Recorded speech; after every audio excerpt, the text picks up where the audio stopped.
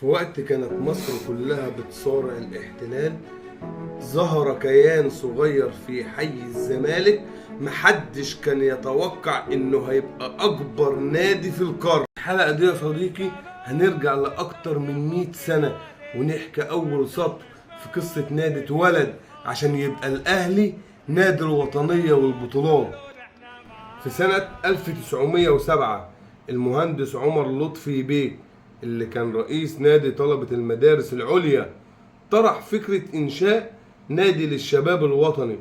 هو كان مؤمن إن الرياضة ممكن تكون وسيلة لمقاومة الاحتلال بطريقة غير مباشرة، وفعلا بدأ يتحرك وتحمس معاه مجموعة من كبار الشخصيات زي عزيز عزت باشا أول رئيس للنادي، طلعت حرب رائد الاقتصاد المصري، عبد الخالق ثروت باشا. يوم 24 إبريل سنة 1907 تأسس النادي الأهلي رسميا، واتعمل اجتماع تأسيسي وتم اختيار عزيز عزت باشا أول رئيس للنادي.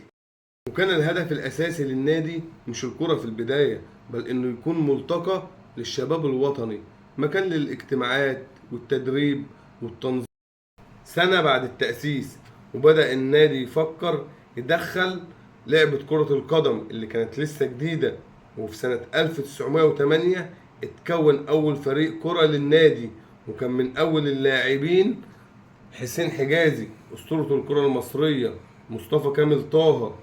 ومن هنا بدأت الرحلة الرياضية. الأهلي دخل الكرة، كسر احتكار الأندية الأجنبية، وبقى صوت المصريين في الملاعب.